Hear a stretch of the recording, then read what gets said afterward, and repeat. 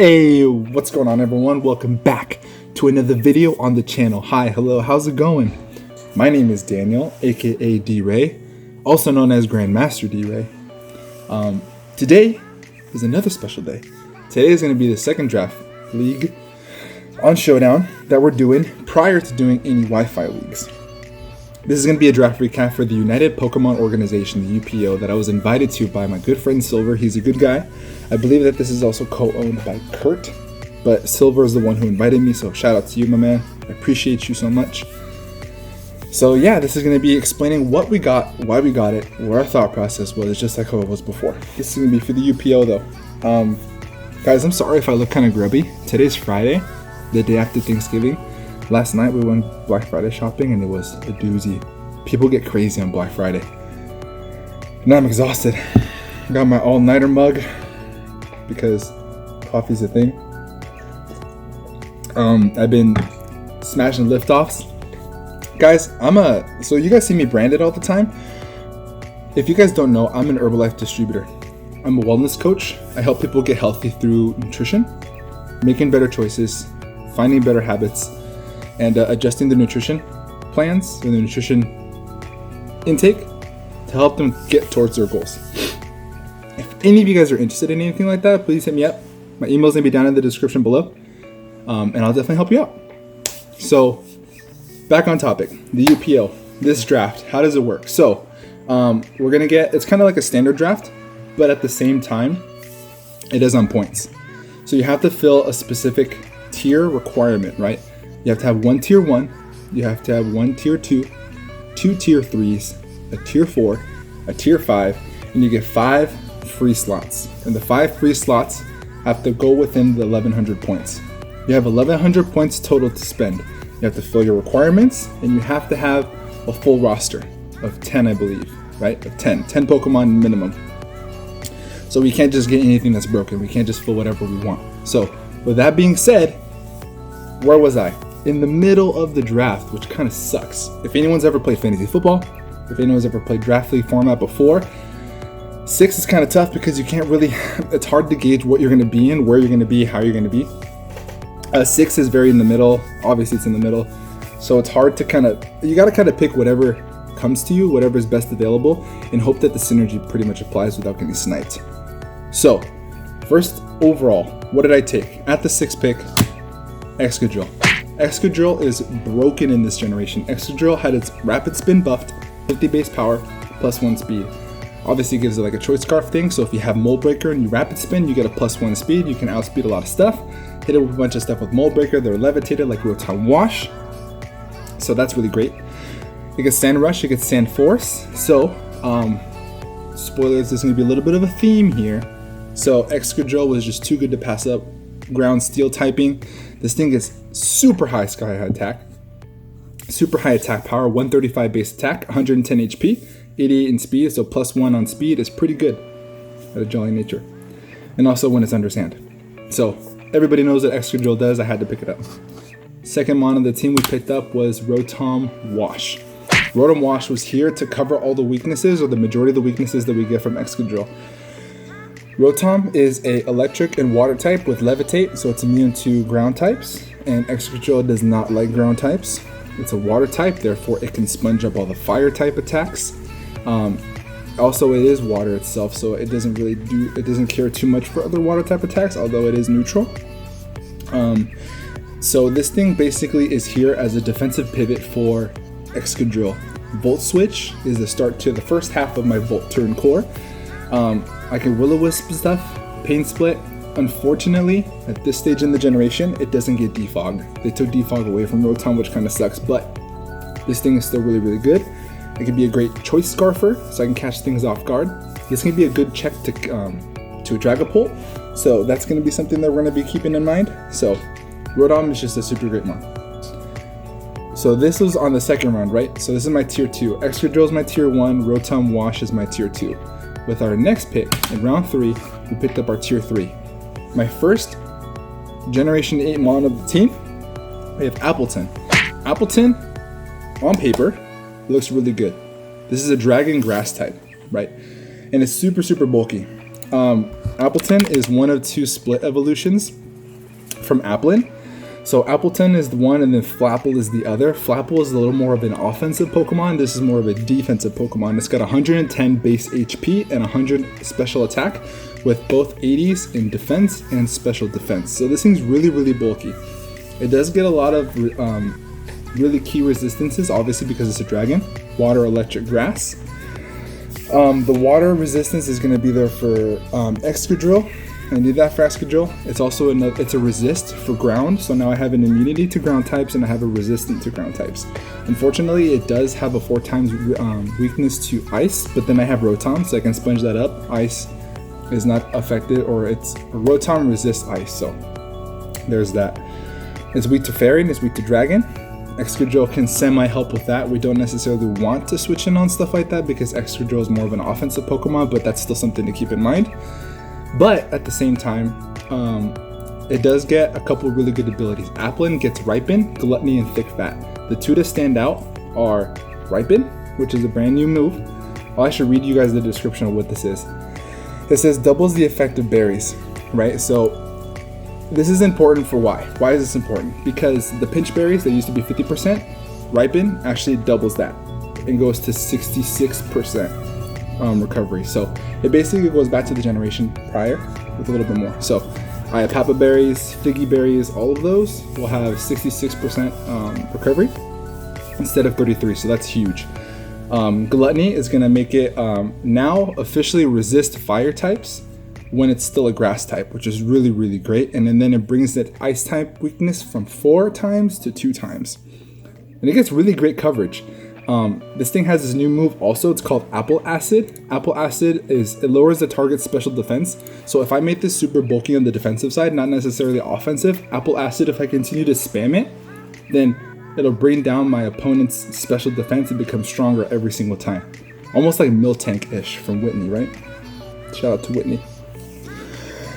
This thing gets Iron Defense if I want to become bulkier. It gets Recycle, so that way I can keep recycling my berries for longevity. It gets Curse, so I can become a setup sweeper. I get ground coverage in Earthquake and Bulldoze if I want some speed control. It got some great grass coverage. It gets Energy Ball. Like I said, Apple Acid is basically what I'll be running all the time. Leech Seed to be annoying. This is just a really great defensive Pokemon, so it does fit really well with the team. We have our grass. We have our water type. We're missing our fire for that core, for the elemental core. We have Excadrill as a steel type. Appleton is a dragon type. We're missing our fairy type for our fantasy core. So it just fit really well in the team. So round 4, we picked up Tyranitar. Now we have our Sand Setter, our premier Sand Setter. This isn't our free spot because Tyranitar is actually tier 1. So we spent a lot of points on Tyranitar, especially after getting Excadrill and Rotom. So I'm pretty low on points now because I had to kind of pull the trigger to get this done. Dark type, rock type, pseudo legendary. Everybody knows how great Tyranitar is. I don't really need to explain it. This thing gets everything. Everything, right? I can do weakness policy sweeper sets. I can become bulky on the special side. I can become a sweeper with Dragon Dance. I can put Smooth Rock on it and just be there for a Sand Setter for Excadrill. This thing can do a lot. It can be my Stealth Rocker. Tyranitar just does so much for the team. It becomes a really good Dark type that I can use so I don't get Psychic type moves spammed on me. So Tyranitar was just a no-brainer. Has a lot of weaknesses, but I do cover that with the team, with Rotom and Appleton, so that helps a lot. But yeah, Tyranitar, pretty self-explanatory. I had to get the Pokemon. Spend a lot of points, but that's okay. Very worth it. Now I have my Sand Core.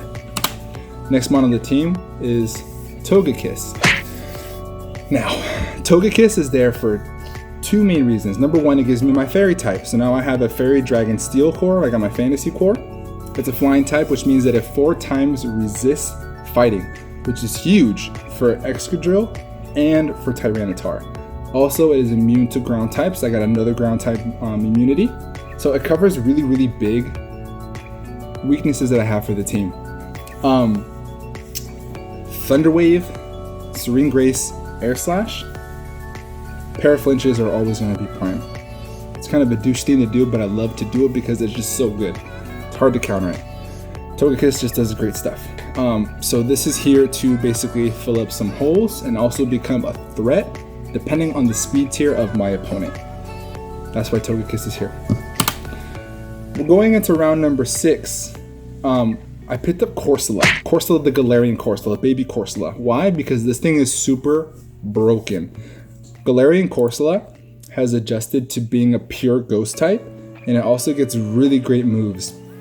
Corsola's base stat, defensive wise, right? So Galarian Corsola, 60 base HP is not really that great, but it gets 100 in both defense and special defense. Because it can evolve, I can throw an Eviolite on it, and then it gets up by 1.5 times. That is insane. That is super strong. That's a lot of bulk. This thing now gets Strength Sap. For those who don't know what Strength Sap does, it lowers the attack power by 1 stage to my opponent, and it also recovers its HP equal to the base attack power of the Pokemon that I used it on. That is crazy. Not only can I cripple it, I can also heal it up almost to full, if not at full, every single time. That is huge. I get Stealth Rock, I can use it with Will-O-Wisp, I can get Hex. This thing is just super good. It just does not die. No pun intended, because it's a ghost type. But Corsola, great defensive backbone for the team. Gives me another fighting type immunity. So yeah, pretty self-explanatory. Togekiss, I had to use a free spot because I believe Togekiss was tier 2. Galarian Corsola, I believe was tier 4. Yeah, tier 4. So now I have a tier 1, tier 2, tier 3, a tier 4. I need a tier 3 and a tier 5, and then I can use the rest of my points on whatever else I want to for the team. But right now the team is looking pretty good. The next mon that we picked up in round number 7, right? 7, yeah, is Scorch. Scorch is here purely because I just wanted to use it. That's really the main reason why. It does give me a fire type, so now I got my elemental core and my fire, water, grass, and Appleton, Rotom Wash, and Scorch. Scorch is a fire and bug type, which means it's no longer weak to ground types, which is really great. It's not immune, nor is it resisted. It's neutral, but it's still pretty bulky. It's got a lot of HP. I'll pull it off for you guys right now so I can give you guys some accurate information. Come on, computer, Scorch. So it's got 100 base HP, 65 defense, not that great, 90 special defense, and 115 in attack. Notable moves, it gets Coil, which increases attack, and I want to say defense and accuracy. Let me make sure I get that right. Attack, defense, accuracy, yes. It gets Coil. This thing gets Fire Lash, which before, I believe in the last generation, Fire Lash was an exclusive move to the Anteater, Heatmore. It was an exclusive move for Heatmore. What Fire Lash does, it's a fire type physical attack, which Scorch is a physical attacker, that basically lowers the defense stat. Kind of like what Apple Acid did with Appleton. So as soon as I use Fire Lash, it lowers their defense, and I can start to steamroll. It gets stronger and stronger and stronger if you choose to stay in. It gets Lunge, which decreases their attack power. So this mon is really great. It gets the elemental things, it gets Thunder Fang, Fire Fang, gets Crunch, doesn't get Ice Fang. It does gets Scald. Isn't that crazy? It gets Scald. So if my opponent decides to bring a rock type in on my fire type moves, then I can Scald it, possibly burn it. So that's huge. I thought that was a pretty good little niche tech that it gets. But overall, aesthetically, this mon is awesome. I just wanted to draft it just to use it, and it's semi-fit the team, so I think that I can make this work. I could bring some Fuego with Scorch coming up. So looking at the draft now, I filled up 3 of my free spots. I still have 2 requirements to fill up. I still need to get my tier 3. I still need to get my tier 5. So coming back, when it came to round 8, it came back to me. I have Sand now. So I wanted to get one of the fossils. Unfortunately, Dracovish was taken. Dracovish is broken because water is very spammable. But the next best fossil was this guy, Dracozolt. Dracozolt is going to be my tier 3, which is pretty crazy. I don't think that this thing deserves to be in tier 3. It's a tier 2 at least, in my opinion. This thing gets Sand Rush. I have a Sand Core. It's going to double its speed. Dracozolt is basically this equivalent of Dracozolt, or Dracovish. So basically, under Sand Rush, it gets its The move that I think is Bolt Beak. Draco's ult. Hold on. Draco's ult. Pulling it up here for you guys. Okay, so I want to say it's Bolt Beak. Yep, Bolt Beak. So Bolt Beak is pretty good. If it attacks first, this move is double power. Base power, Bolt Beak is 85. Okay, I suck at math, but I think it's 170, right? 85 times 2. 170 base attack. Stab? Come on now. That's so stupid. So this thing gets a super strong attack, especially under sand. We have sand. So this is going to be another sand sweeper on the team. It also gets pretty good coverage. Gets low kick.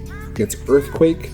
My problem here is that it obviously can't spam Bolt Beak on ground types, so it does kind of get hindered in that regard because I don't have anything to hit ground types with this Pokemon. It does set a brain, but that's about it. I don't get any water coverage, so there's no HP water in this generation, so that's going to be something to keep in mind. That's the only thing that's going to hold it back. That's what brings this at a lower tier versus Dracovish, that Dracozolt's stab is not spammable in regards to its electric typing. I can obviously use its other stab, which is Dragon, and use it with a Dragon Rush or Dragon Claw, but the difference is that it's going to be a neutral hit versus super effective, and I can't spam it, so I just can't come in and just click it like the other fossil can. So, but regardless, this is still a really good sweeper that I can put on the team, and if my opponent doesn't have a ground type for whatever reason, then watch out. This thing is coming. It's coming to take your soul. So this is going to be my tier 3. So, looking at my draft now, it's looking pretty good. I got my Elemental Core, Water, Fire, Grass. I got my Fantasy Core, Fairy, Dragon, Steel. The overall synergy of the team is looking fire. I'm pretty weak to ground. I have a lot of ground immunities and ground resistances. I'm pretty weak to fighting. I have a lot of immunities and I have a lot of resistances. So, well, not a lot, but I have immunities and resistances. So I don't really have a big weakness to this team. I have removal, I have stealth rock, I have hazards, no, just stealth rock right now. So this team is looking really good. We're in round number 9 now. When it comes back to me, I ended up picking up my tier 5, which is Musharna. Musharna is going to give us some psychic type support. It's also going to be another fighting type resistance. This thing is so fat. This thing is so annoying. Musharna's base HP is 116 with an 85 in the defense stat and 95 in speed def. What that tells me is I can invest completely in my defense. It becomes super bulky. This is going to give me one big thing, right? This is going to give me Trick Room. For whatever reason, if my opponent decides to think that I'm going to bring my Sand Rush Pokemon and try to bring a bunch of Choice Scarfers, or maybe brings webs, then I can bring Musharna also, Trick Room, and then their webs are used against them, and then their Choice Scarfs are used against them. So that was the big idea with Musharna. Obviously hits really hard with Psychic and with Moon Blast. Trick Room, like I said, Thunderwave shenanigans. This mon is here to be basically just annoying. I wish that it got Toxic, but obviously Toxic was nerfed from a bunch of Pokemon this generation, at least so far. But Musharna is here to be annoying and never die. That's basically what this thing is here for. One thing to keep in mind that I have to think about also is that its recovery is mainly Moonlight. And Moonlight does get... I don't recover as much from Moonlight because of the sand. So I have to keep that in mind, which is going to be kind of a nuisance, but I can definitely work around that. That's not much of a problem. I just got to keep that in mind. So that's Musharna. Now we're in round 10. We've fulfilled all of our requirements. I have my tier 1, tier 2, tier 3, my 2 tier 3s, my tier 4, and my tier 5. Now I get 2 Pokemon to pick with the rest of the points that I have. In round 10, we decide to pick up Skuntank. Skuntank is going to be a grounded poison type because in this generation, hazards are crazy good. And I don't want to get Toxic Spikes just spammed on me because right now I only have one Rapid Spinner and that's Excadrill. Excadrill typically wants to be more offensive and only wants to use rapid spin if I get the opportunity to do so, and also to get the speed boost. It's not necessarily used for bulk, although it can be. I don't want it to fulfill that role, so I want to have a grounded poison type to soak up toxic spikes in case I need to. And it's also going to give me a second dark type, because the same thing goes for Tyranitar. It doesn't always want to fill the role, Tyranitar, as the bulky Pokemon. Tyranitar can also be used very offensively. So I can have Skuntank fall back and become the defensive dark type, because this thing is super fat. And it also gets priority. I am lacking a lot of priority on this team. Skuntank gets Sucker Punch. But Skuntank's defensive stats, 103 in HP, 67 in defense, 61 in speed def. The 103 makes it super bulky and maxes out at 410 HP. So because of that, I needed it. I needed to have a fallback as the defensive Pokemon. I can use this to Toxic my opponents, because Toxic is hard to come by. Now I have a Toxic Mon. Sucker Punch, like I said. Memento can be really clutch in specific scenarios if I want to get in one of my sweepers, or if I need to set up. Memento is going to be super important, especially late game. But this thing basically does what it needs to do defensive wise, right? It does get really good coverage. It gets Flamethrower, it gets Fire Blast, it gets Shadow Ball.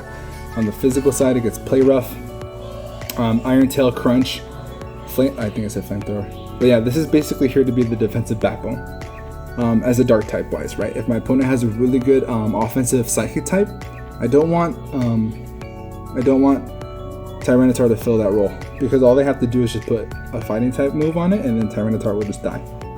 So, although Skuntank only has one weakness, it's got one weakness to ground, and this team completely patches that up. So, that's why we got Skuntank. The last pick of this draft, we picked up something fun, Berserker. Berserker is going to be a great time this season. Berserker is the evolution to Galarian Meowth. Galarian Meowth is so good. Galarian Meowth is so much better than regular Meowth in my opinion. And this thing gets Tough Claws, guys. This is low key, like really fire. I believe that this is like tier 5 or tier 4. It was like really low tier. I think these are just on my face. It's like really low tier. And it gets Tough Claws. It gets Battle Armor, Tough Claws, and Steely Spirit. Battle Armor is just so it doesn't get crit.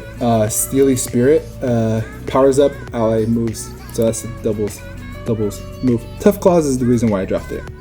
So this gets 110 base attack. It's very slow. 50 base speed, but it's got 100 in the defense stat and 70 in the HP. Couple different sets you can run with this. Obviously max attack, max speed, so I can be a wall breaker. Also I can run a Choice Scarf for some slower Pokemon. I can run it with Assault Vest because it's a pure steel type, which is a great typing. And as a steel type with Tough Claws, this thing gets such good coverage. Let's just name off some of the moves this thing gets. U-turn for momentum. Volt Turn Core is complete. We have Volt Switch with Rotom. We have U-turn with Berserker. Yes, there's my turn core. So I get U-turn. We have Close Combat. We have Seed Bomb, Gunk Shot, Play Rough, Throat Chop. Guys, this is insane. It gets set up in Swords Dance. This thing gets this thing is just so good. It's got so much coverage. All I need to throw in there for almost near perfect coverage: U-turn, Close Combat, Iron Head, and a filler. But basically, you get the idea. You get the idea. This thing gets crazy good coverage. Throat Chop is pretty big because in this generation, sound-based moves are all over the place, especially with Toxicity. Amongst other fairies like Gardevoir, like Sylveon. So Throat Chop is going to be clutch, especially on a Steel-type Pokemon. This thing is going to come a lot, I think. I really want to use Berserker. It's probably one of my favorite Pokemon in Generation 8. I say that a lot, but I have like a top 10 favorite. Maybe I'll make a video on it. We'll see. So Berserker to well-round the team. So this is the team, guys. So let me know what you guys think. Let me just pull this up on screen. Let me know what you guys think. Is this team looking OP? Would have you drafted something different? Obviously, there's different parameters of how the draft could have gone. But leave a comment down below what you guys think. Do you guys just think this team is OP? Do you guys think I'm missing something? Do you guys think I have some holes somewhere? How do you think I did?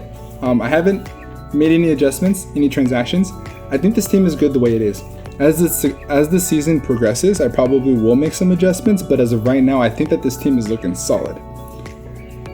I cover a lot of resistances, or I cover a lot of weaknesses with resistances and immunities. I have a lot of offensive threats, I have a lot of defensive threats, I have some hazards, I have hazard removal, I have a lot of things, I have a lot going on for this draft. I believe I used every point to the fullest, and I love doing that. I hate throwing away points on really dumb Pokemon, because it's towards the end of the draft. I picked up Berserker last. Come on now. Berserker? This thing's gonna be freaking OP. In my opinion. It's not gonna be OP. It's just gonna be really good. So, guys, this is gonna be the draft, the team, to the UPO this season on Showdown. Again, these games will be live as well. And yeah, that's basically it, guys. Leave a comment down below what you guys think. Please do me a big favor, subscribe to the channel, subscribe to support me, hit the bell button so you guys get all the notifications for whenever I post another video. Hit the thumbs up for the excitement of the UPO. Hit the thumbs up button for Generation 8. Hit the thumbs up button for excitement that Pokemon is back. With all that being said, guys, I'm gonna get the heck up out of here. Have a great rest of your day, and above all else, be nice. Peace.